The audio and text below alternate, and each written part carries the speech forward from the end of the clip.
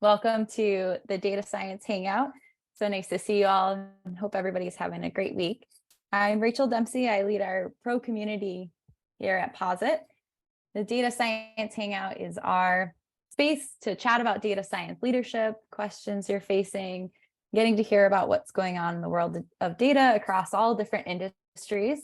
And so if this is your first time joining us here today, it happens every Thursday at the same time in the same place. So we'd love to have you come back and join us again. Also, if you're watching on YouTube and you want to join us live someday, there will be a link in the recording details for you to add it to your calendar too. At the Hangout, we're all dedicated to making this a welcoming environment for everybody. And so we love when we can hear questions from everyone, no matter your level of experience or area of work. And it is totally okay to just listen in if you want. You don't have to jump in, but if you want to and you want to ask questions or provide your own perspective, there's 3 ways that you can do that.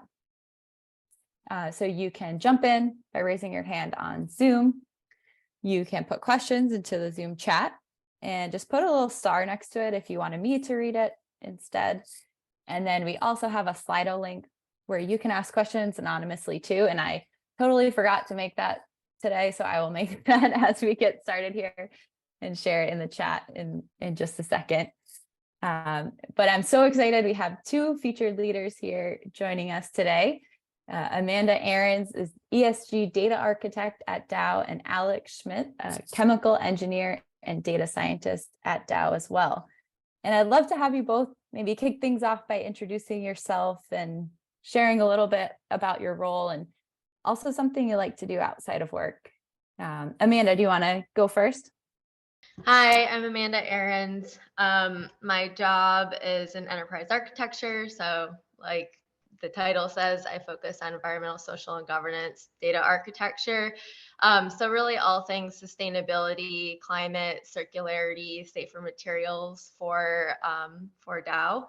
And it's been really exciting. I wanted to take the role because as a data scientist, I was kind of frustrated that I didn't necessarily have data access in a streamlined way. And so deployment of models was challenging. And so I wanted to be part of that solution. And I've always wanted to get more into the sustainability realm. So it was a good opportunity. I really enjoy curling outside of work. So even though I moved to Texas, I still keep up on curling and get to find others from Canada and the Midwest that transplanted to Texas there. That's great. Thanks for joining us, Amanda. I think that might be the first time curling has been one, but maybe not. Maybe in the chat. We'll see some others. Alex, you want to introduce yourself? Yeah, my name's Alex Schmidt. I am originally a chemical engineer, as Rachel said.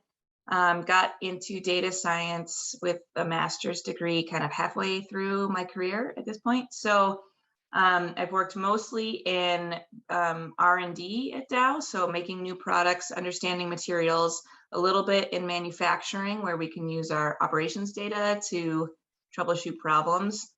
Right now, I am in Dow's central R&D group for real deep technical expertise in information research. So that's our department that does research and innovation for computing technologies and related digital tools. And I'm really mostly working on our ML ops and model deployment strategy.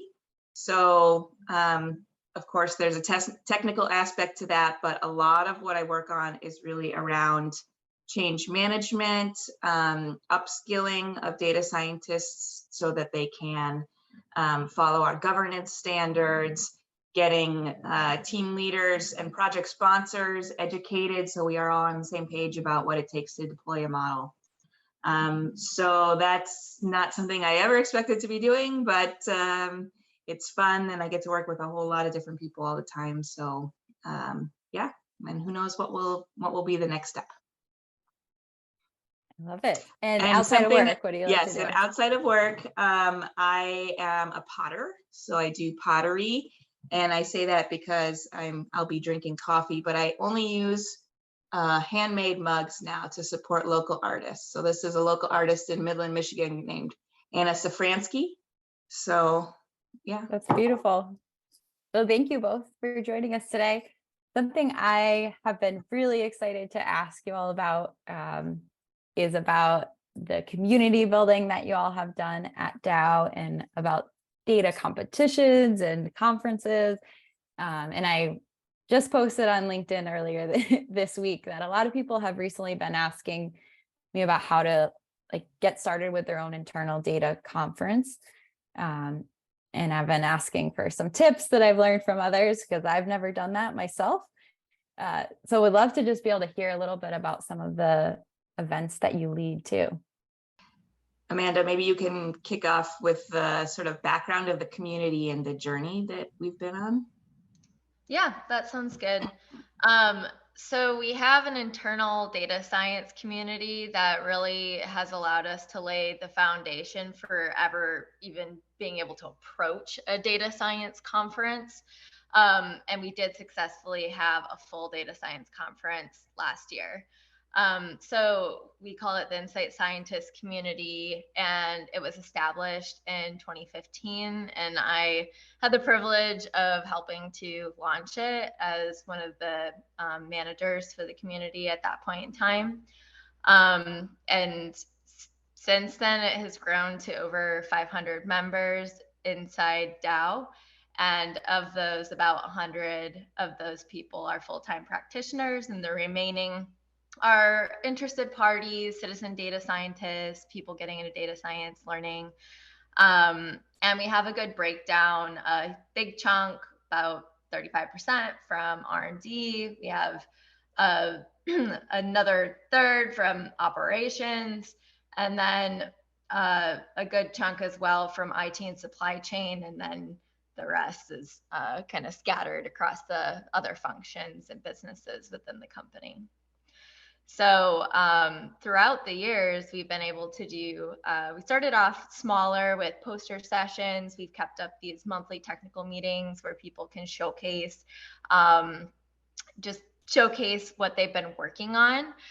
So it's kind of a more constant feed of information out to the community. But then we were able to do our first data science challenge in 2017.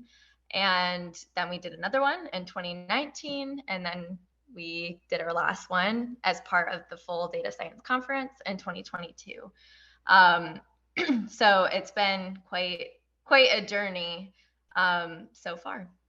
So that's a little bit of background on the foundation for how we were able to get this all together. I'm not as used to having two leaders on here, so feel free to just jump in when you want if you have something else to add to, but I will also direct the questions to both of you, so whoever feels like answering. But I remember when we were talking a little bit about the competition, you mentioned that you had some executives who were part of that as well, and they were helping judge some of the submissions. And I was just curious, how did you go about bringing this community up to the executive level as well? And do you have any tips for all of us to do that? Yeah. So go ahead, Alex. Yeah, we're very lucky that we've had really strong executive sponsorship even from the beginning. So when Amanda, was there at the founding of the community, I think we were the sponsor, the manager that really said, yes, I'm going to put my people's time into starting to do this, I think reported directly to our CIO or maybe 2 levels. So it was a very close connection to executive leadership, even from the beginning.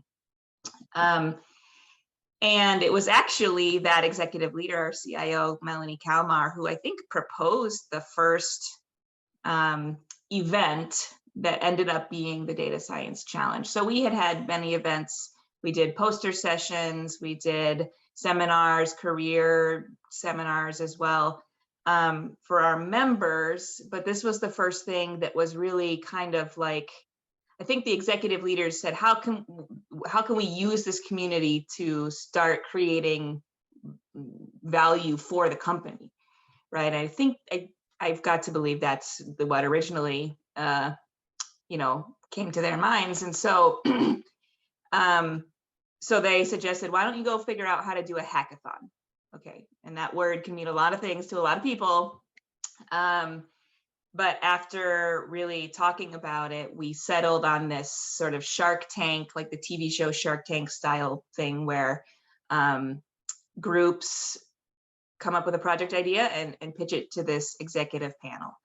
So I don't know if Amanda, you were involved in the step from getting that executive sponsor, the one, to getting a panel of 8 executives in the first challenge. Not so much the first one, but in other areas, I feel like what really works is having the executive that's already on board sell it to the rest. Like it doesn't work so much if you're out there by yourself. Like if you can go along with that executive that's already on board and kind of explain the vision of why you want to do a data science challenge or a data science conference and what's in it for them. It was pretty easy to get them to say yes, because they felt like it was an opportunity that the other executive was giving them to really like help set data science direction for the company. Because I mean, in all 3 data science challenges, winning projects were implemented in some way. Like even if they weren't funded directly initially, there was such high interest by the executives in moving forward with the idea. Yeah, all right, the number 1 project from last year actually just won an Edison Award, which is a really big research and development in STEM award. And so that's like an external recognition too of that. And that project, I mean, pieces of it were happening, but one of the things we try to do with the competition element of the event is say, like, really a lot of value is created at the interface of different functions and different organizations in a company as big as Dow, which is like 37,000 employees. And so one of the things we encourage folks to do is like network and get out there and find people in parts of the company that you wouldn't normally talk to. And so that project actually brought 3 sort of very small projects from our toxicology department, our molecular discovery research area, and our supply chain area together to make a really powerful tool for making safer and more sustainable products. So I think that one is like such an awesome example of like exactly the vision of the event, and to get that external recognition was really cool. That's amazing. It's really cool to hear how you brought together people from all different parts of the organization too, who would have never worked together. Yeah, I think a huge part of being able to do that is making sure that you set a theme that resonates with the executives, but also like the mid-level managers, because they have to be supportive of their employees actually participating in the data science challenge. Because seeming how ours was Shark Tank style, it wasn't just a day or 2 days or whatever where people were working on a problem with the same data set. It was actually over a longer period of time. So I think beginning to end, the challenge was more around 2 months. And so there was a lot of time spent there. So people had to feel like it was worthwhile for their team to be spending their time up there.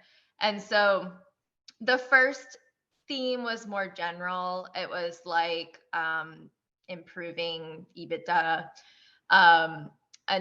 Then the second theme was around employee experience and customer experience, which was extremely hot, like top of mind, a hot topic at that time. I mean, it still is, but and then the last one that we did in 2022 was all around sustainability. So it was on climate, especially decarbonize and grow, water, and circularity and safer materials. And so that really resonated with everybody. Everybody at Dow is trying to prove that they're contributing to that. And that united a lot of people to come up with some great ideas cross-functionally. So do you come up with those themes with the executives or like the original executive sponsor? So actually, it came the latest theme was brought up to me by one of the technical principals that we had at the company, who just thought it would be like a really uniting theme, and then we pitched it to the executives that we knew were already on board and going to help us, and they were like, "Yeah, absolutely, let's go forward with it." And we thought that it was the right time. Like Dow seeks to be the most sustainable material science company in the world, and so that's like a very front and center theme for the company, not just like the data science challenge. And so it's pretty easy to get executives to rally around that. It's like they were already interested in it. It was already on their scorecard, so might as well add this to help them achieve their goals. Definitely. Yeah, but finding themes that are like enterprise level, like for the whole company, is really important, because one of the things we're thinking about is like, okay, let's make sure the theme doesn't exclude anyone that has a certain type of job that just doesn't touch that area, right? So like if we had a theme that was like more cost-effective materials, right? R&D could work on that, manufacturing could work out, probably supply chain, but you might have people in commercial or finance or marketing that like it didn't really resonate as much. So we really wanted to pay attention to making sure the theme could be touched by literally every role in the company so that we weren't excluding anyone. So executive sponsors tend to have goals at that level, right? And so they did suggest the first couple. The one that's really just like make more money, less exciting, right? So there's an element that comes from the technical people's input on like what they want to work on. So yeah, I think that one's just really, sometimes you just fall into a sort of magical happy place where everybody aligns on what is fun. That's a great point. So I love talking about community, but we don't only have to talk about community in the competition here too. I see, Libby, you had asked a question a little bit earlier. Do you want to jump in here and ask that? Yeah, it kind of falls in line with Catherine's question too, because Catherine was asking about kind of that same area with upskilling for your tech stack. So she was asking about the curriculum and how you tackled the different use cases and stuff and skill levels that people have. And then my question was on the end of like getting leaders and ELT people on the same page with understanding what it actually takes to deploy a model. Yeah. So I think the different parts of Dow have been on a journey with this, especially as we start using, more of the cloud-based tools. We're a Microsoft Azure company, and we're trying to use those things, but of course they're changing and maturing the technology every day. So I think there's been definitely some journey on understanding how to make those things work, and how, especially in Dow, there's the Microsoft support page level of answer, which is just technical, but then in Dow there's okay, well, how do I actually get access to that thing, and who's the security approver, and all these other things. So that was pretty much just a slog. Like we just had to the first couple projects, bless those people, because it was very painful. But they documented very well. Okay, so they documented the internal work process of how to make the external technology work for us. So that's enterprise view. My role is really specifically in R&D, And in R&D, we have quite a different situation because it's research, right? And so you have this research culture, and if you haven't worked in research, it may be hard to explain, or my explanation may fall sort of one-dimensional, but you never know what's going to happen. So you charter a project, and it's very difficult to estimate the next things that you need, because it could just totally fail and whatever. And so that's the way R&D project reviews and resourcing is used to. And then you're working with all these people from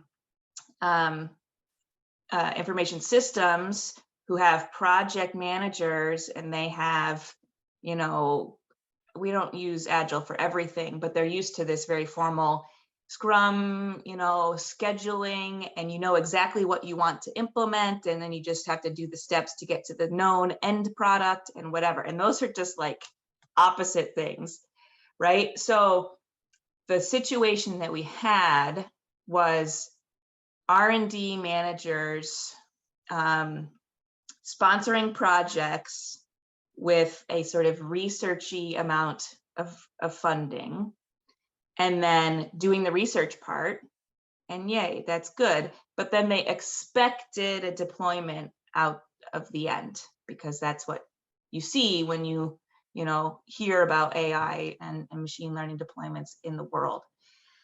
And so then that was kind of the same story. It's like the first few projects were just really painful, right? We had to come back to the sponsors and say, I'm sorry, this is going to take like 8 months longer than you thought it would. And it's also going to take 3 more people, like a lot more than they had expected. So now that we're on sort of the other side of that first batch of really painful projects, what I'm trying to do is like really capture what we learned, and work with those people who now understand. They're the ones who went through the learning journey, and make sure we can replicate that. So it's things like literally, so I'm going to be preparing a sort of mini course called Model Deployment 101. It's just like literally, what is a piece of software? Like, what is a software architecture? How do you know what you need? And in my case, we have a very powerful tool, which is using analogies to chemical manufacturing. So everybody in R&D knows you make a little flask of your chemical on the lab, you're like, yay, I got a new product. But taking it from like this much on the lab bench to a 10,000 gallon reactor, that process is called scale up. They know that it's hard and it doesn't work, and it requires all these specific types of engineer to make it happen. And so we're trying to say, this is the exact same. Just because you've done it in your development environment and this model works really good, there's still this whole process to get from that to a production software solution. And you can put up the architecture diagram and see and be like, look, these are like pipes. Data has to flow through them. Would you have a bench chemist design your data pipes? Like, no, you wouldn't do that. That's why we have to have this particular skill set on the team. And that's why we have to have this. And so that's been the most powerful thing. I've heard a lot of feedback about just putting the tasks that a deployment and development team has to do into the words of your client, right? And so I'm trying to get that documented, get that in an easily digestible form so we can kind of get the education out there for the leaders. I really love that analogy too. I know, Catherine, you had an original question, which was kind of tied into that too. So I want to make sure that you jump in with any follow-up questions too. But I think you had another one you just put in the chat. If you want to jump in terms here. of developing these kinds of continuing education or community learnings for your company, are you doing those live, and do you have somewhere that they live after you've done them where somebody can access it if they get onboarded later to really kind of keep that learning going? And how are you managing that sort of like curriculum live versus not live?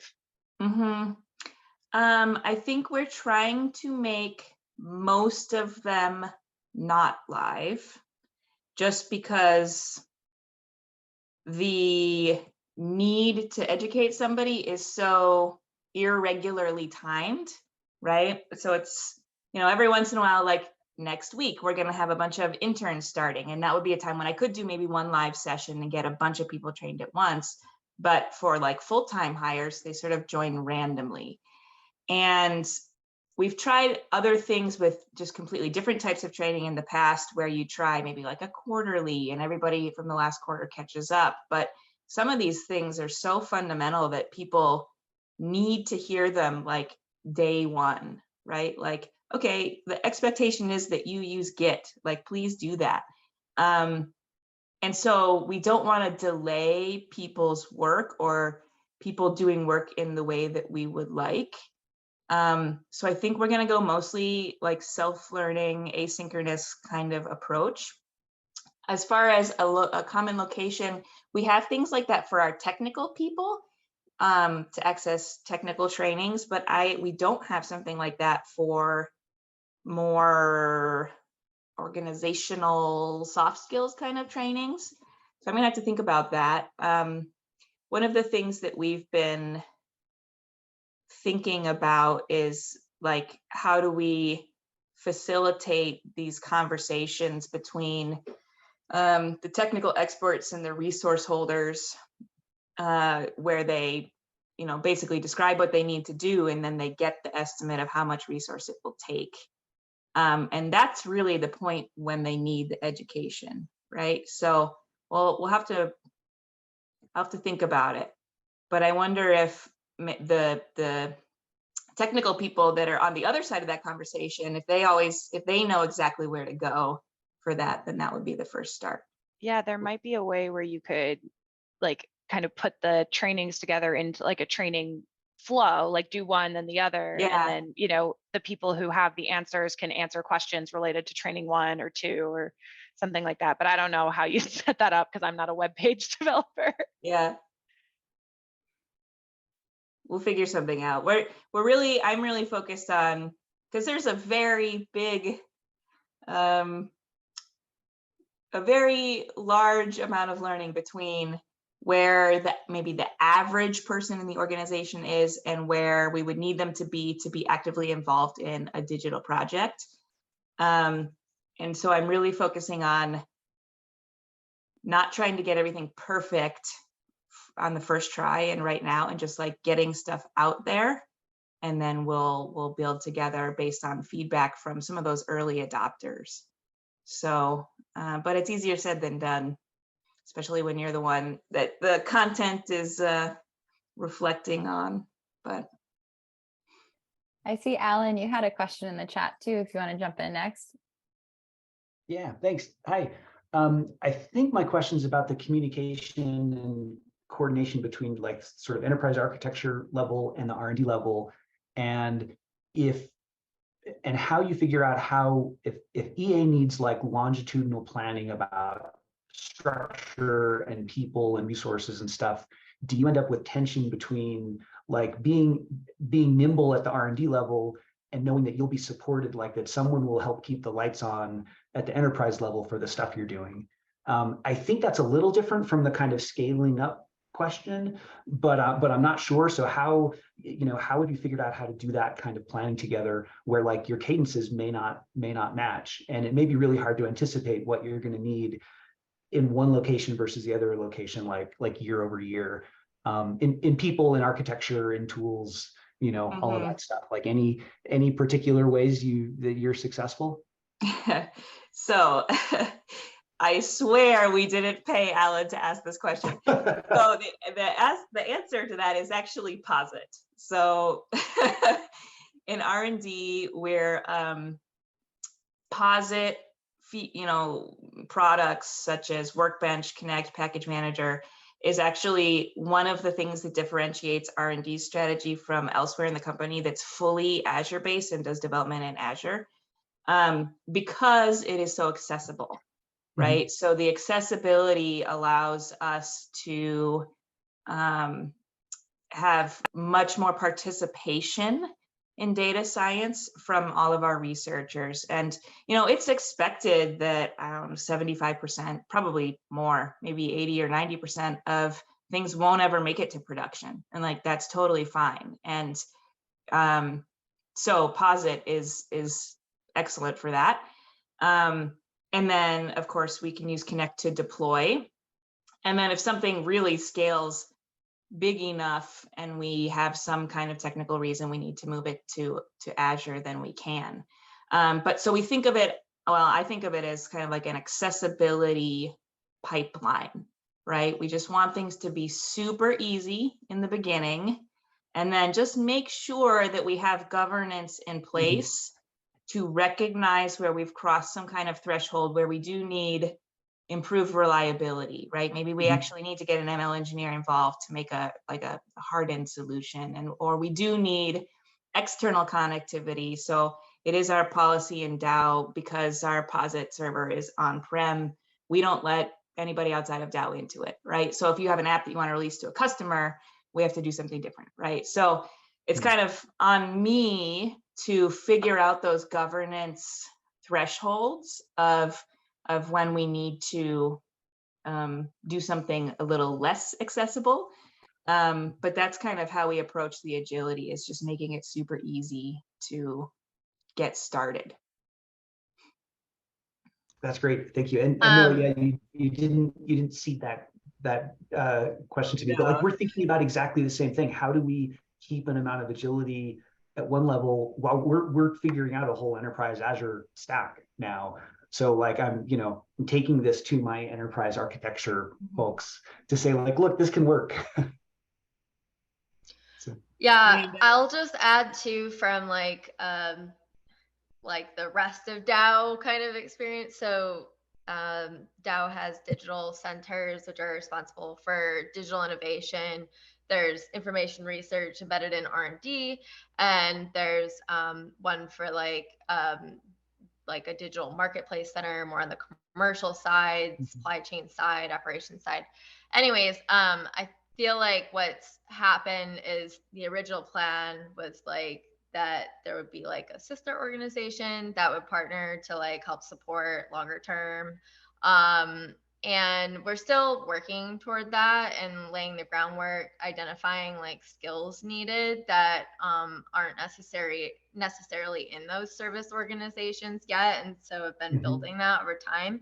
And then in the meantime, those like digital centers are also working to support those really impactful new applications and models and whatnot that have been built, so that people aren't like experiencing them for a short period of time during a proof of concept or a pilot and then them going away.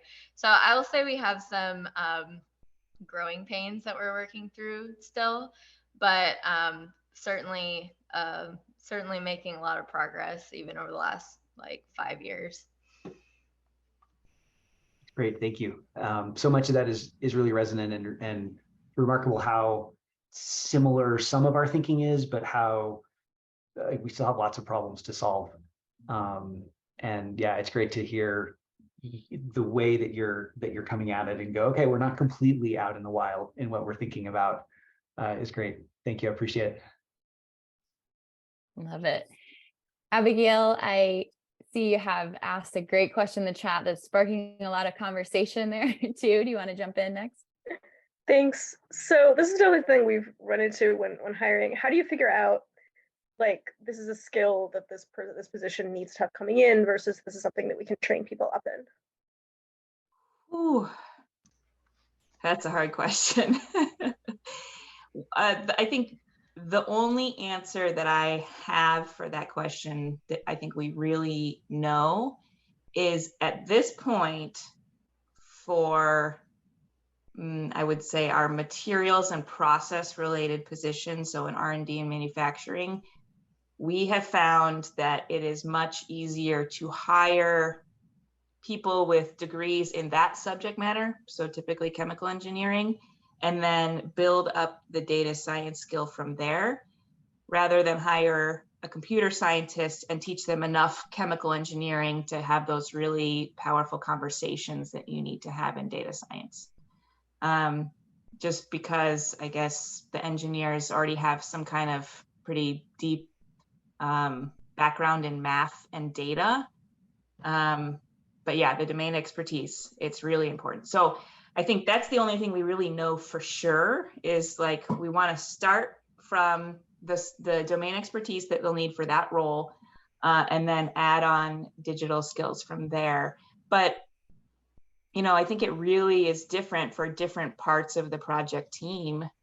In terms of like the DevOps engineering and that kind of stuff or ML engineering, they need a lot less of the domain expertise. So we haven't exactly figured out, I could say the best way to hire for those positions yet, other than that since a lot of the technology and especially like the Azure particular microservices and all that different stuff is so new that we do recognize that there's nobody that's got like 10 years of experience in Azure Data Factory, for example. But so that gives you a little bit of a relief knowing that it's everybody's kind of in the same boat in training people and upskilling people right now. Yeah, I think it depends on like the different areas of DAO too that you're looking at. So like if we we share resumes across the data science teams in DAO too. If like our chemometrics, statistics and AI group found somebody that like maybe doesn't have robust like process chemistry background, then and maybe they're more fitting for a group like our like core advanced analytics team in IT that is working more on like supply chain and commercial logistics kind of challenges, then like we can send that over and be like, look out for this person, they have a really robust background. So it's like it kind of depends. But I will say too, we realize, I mean, ideally you would have both the kind of industry experience and background, as well as some exposure to data science or other digital skills. And so DAO is investing in programs that help provide that, like Alex already mentioned the intern program with a bunch of interns starting that have more of, background, like they're pursuing PhDs in chemistry or chemical engineering or whatever, but then also they have some experience in data science. And so we want to give them more experience in data science and those digital opportunities. Also, I am helping to plan a program. It's called DAISY, Data Analytics for Science Immersion Experience, kind of a mouthful, but it's actually targeted at undergrads that are studying STEM. And these are undergrads from historically Black colleges and universities mostly. And we are giving them exposure to data science. This is a partnership with Carnegie Mellon and Accenture. And so they're going to be at Carnegie Mellon for a week. They'll be learning being exposed to some of the lecture material for a master's in data science program that they have. And then they're actually going to come to DAO and be able to see a poster session where they're exposed to data science projects at DAO, and get exposed to like technical principles and data science fellows and hear about their career paths and that kind of thing. So we're trying to also foster the skills that we need to hire in the future, because we know it is kind of a challenge right now. It's a lot of one or the other. So how can we create those opportunities where somebody would already come in with both? I will add one other thing.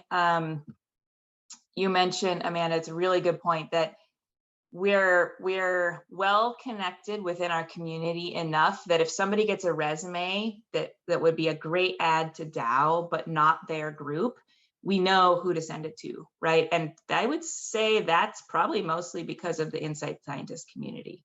So the purpose of the Insight Scientist community is like to make sure that we don't get too isolated in each of our functions, right? And that we're sharing learnings, because this data science does cross all domains. And so when we put together, just to kind of tie back to our starting discussion, when we put together the steering team of that community, which we really only formalized, I don't know, maybe 4 years ago now, we make sure to have one person from each of the major functions that represent the community. And it's usually like somebody, pretty senior, mid-career, which is senior for data science. That's like very intentional.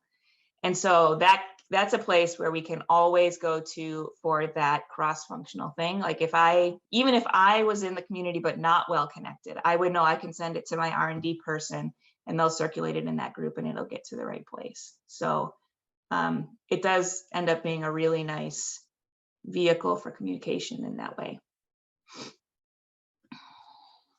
Is that like a Teams group or something that you're all like in constant communication on, or how's everybody? Yeah, I mean, we existed before we had Microsoft Teams at Dow, but I think I was actually the chair of that steering team for 2 years. I ended at the end of last year. Hooray!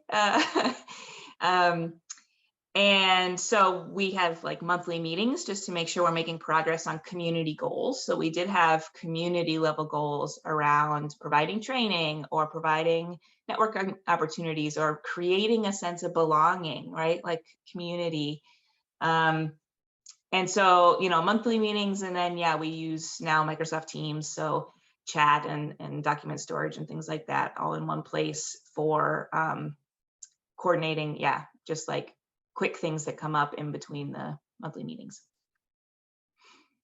Something I thought, maybe I'm misremembering this, but I think we talked about you have these cool like coffee hour things that your team does on Fridays where you get to meet different people from other teams. Is that part of the data insights community?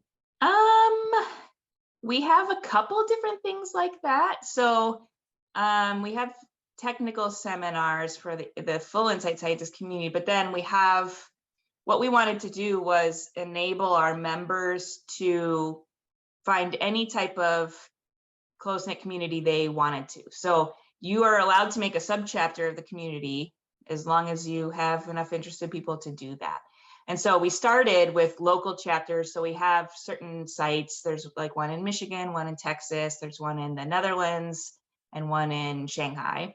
For where there's sort of a high concentration of people, they can have local stuff, and then they have basically full autonomy over what that group does. So the Midland one, we pretty much just have happy hours. Other ones have book clubs or presentations or things like that. So that's one of the things that we do to get to know each other. Yeah, more on like a personal level. I know a couple different groups within the company have like, sort of informal technical chats, right? Sort of like almost like a peer review kind of thing to help people, keep in touch with what others are learning, but also get to know each other a little bit. So we really try to, we're not like the end all be all, right, of community planning. We try to create a platform where people can use our distribution list if they want to get a hold of everyone. They can create another channel in the Microsoft Teams if they want to make a subchapter. Just be a kind of a platform for folks to create whatever kinds of groups they need to create. Thank you. There was an anonymous question a little bit earlier that was, how do you regain trust and rebuild reputations after failing to meet expectations, whether time and budget? If you have experience with this, and especially when dealing with a difficult sponsor. Yeah, That's a really, really good question. I'll say we definitely understand exactly what you're asking. I'm trying to think of a case where it's actually the person who we've gotten to come back around. I don't know, Amanda or James, if you have anything in mind. I actually don't know of a single individual that like maybe has gotten burned by some of the early learning processes we were doing, and then we've gotten to come around, or maybe not there yet. Mostly it's sort of organizationally, we do have such senior leadership that's saying like, hey, this stuff is really important. We like have to start learning how to do it. So we do have kind of, you know, senior leadership behind us in terms of saying, okay, look, we have it out there. This didn't go well, but we need to try again. Like we have to try again. We don't have a choice. But usually the try again is with somebody different, right? Just by coincidence, just because there's a lot of employees, right? So yeah, I don't know. Personally, for just me and how I run my projects, I just am transparent, right? Like I can just say like, yeah, that was awful. Like it was not fun for anybody. We didn't expect such, you know, whatever. You know, that's the only way, right? You can't cover it up, then they're not going to trust you. I think, yeah, transparency, authenticity is the only way to trust. So Yeah, I think I can't think of an example where I regained somebody's trust, but I have had learnings from it. So I kind of explain, because I feel like typical IT projects, because I've spent a good chunk of my career at Dow in IT, typical IT projects, like the only definition of success is delivery of the product that you were supposed to go out and deliver. Whereas like in R&D, that's not necessarily the case. It's like if you kill a project quickly, that can still be seen as a success. And so I've been trying to use that kind of analogy where it's like, hey, we are really genuinely trying to prove a concept here. So if we execute this project and find, hey, this is absolutely not going to work, this approach that we were hoping would work, that is actually still a success. And making sure that the sponsors are clear on what that definition of success is from the beginning. Because there are projects that are like, okay, we proved it. This is really more, we're going into a pilot or going into an implementation, and we do expect delivery at the end. That is the only definition of success. So obviously, if we don't achieve that, then that would be not good, and they would have problems with that. So I feel like just explaining that difference and where a project actually is in the, I guess, realm of definition of successes. Thank you both. I know we have about 10 minutes left here, so I want to make sure that I don't miss any questions that maybe were earlier in the chat too. So feel free to raise your hand here on Zoom if you have other questions too. But something I wanted to ask you both is, if you were to start this process of training and onboarding new data scientists over again, is there anything that you would do differently, like having the experience that you have now?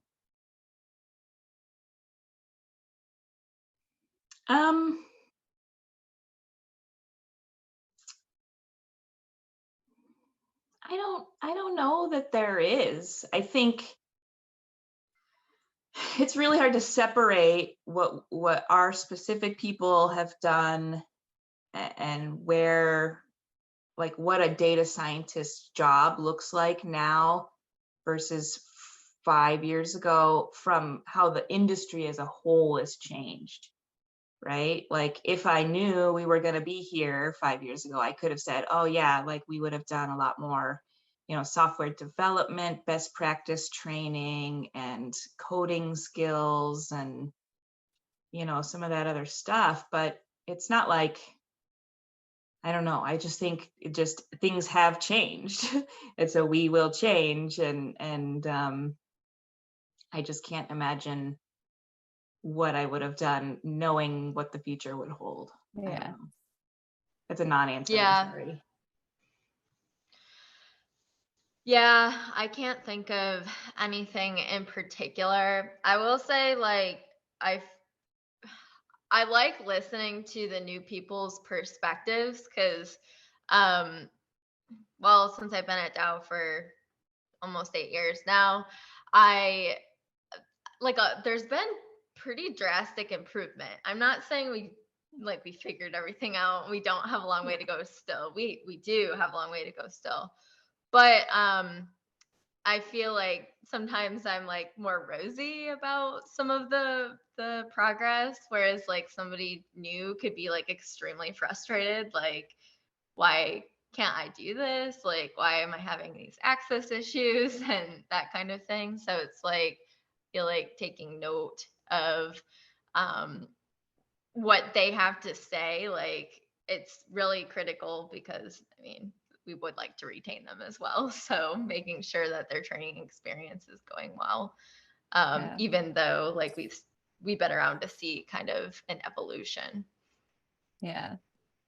I actually was thinking about that with Posit as well, because when I started and we were 60 people, it's also like an onboarding experience is going to be a lot different than from when we have, I don't know, 300 and something or 400 people.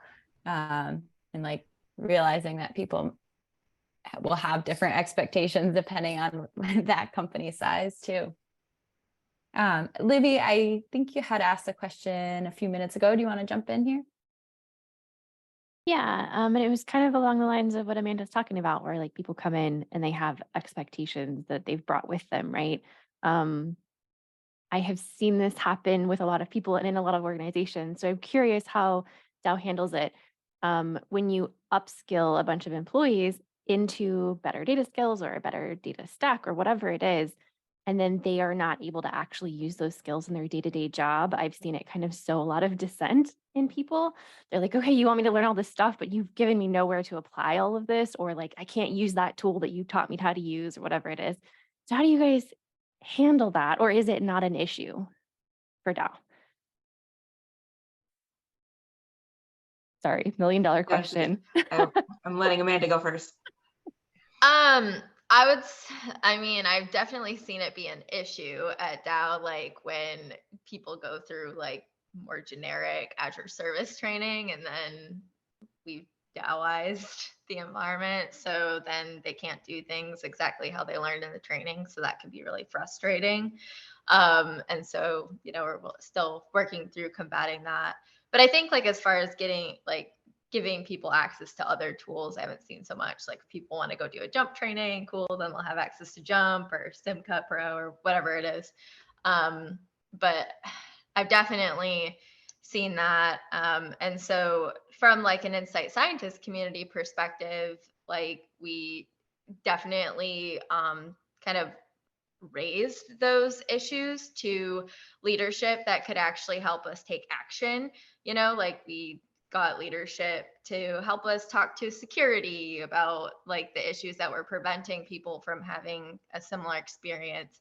I know Alex, James, and I definitely were on many calls in the past about those kinds of things. And so I think we still leverage the insight scientist community to help us through that, to try to make it as easy as possible for people to deliver their work while also still doing it in a secure manner. Yeah, I'm so glad you brought that up. That is another one of the key things that the insight scientist community does, is serve as a collective voice for like the technical people on the ground, right? Because you have, what you get is you have, you know, senior leaders that go talk to tech company executives and hear sales pitches and whatever. And it's like, this is so easy, you know, it'll accelerate your work. And then they bring them in and we do a training, and then it's like, okay, I'm committed to this training. I see all the content, we're working through it, it's good. And then we get it in the Dow environment and with the Dow security policies and work processes and all that stuff.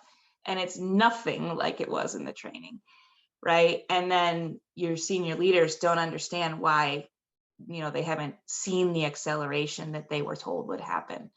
And it's just a matter of education, right? It's like it's not like we're saying that security is wrong, right? They need to do what they need to do, but everybody needs to understand that that's happening and that it's not just the out of the box thing there, right? And so we can serve as kind of a collective voice for those shared experiences around, because the community steering team does have access to the senior leaders of each of the data science groups around the function. So we did build an intentional communication path to senior leadership from the Insight Scientist community leadership. One thing I will say, again, to answer, I guess, the specific question is, so from those experiences, and we also have a lot of training we're doing for people who are never going to be a data scientist, but they either generate data or they might use data for day-to-day decision making within their jobs or whatever.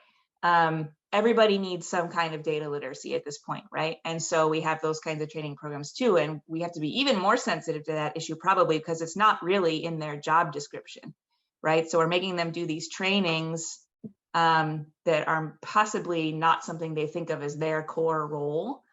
And then, if they don't use it, then we can really get those resentment feelings. So what we've done is just basically really, really customize the training to Dow and to their role, right? So we don't deliver the training unless it's got examples of like, literally, this is what you do. You make these kinds of spreadsheets or whatever, like you need to do it in this way. And so, yeah, I think the issue you point out is definitely a real thing. And I guess the gist of creating the content for that role is that if you can't figure out how to do that, then maybe you should reconsider if that training is needed for that role, right? So yeah, that's kind of what the approach that we've taken with our sort of general literacy training. Really helpful points. Thank you so much for that.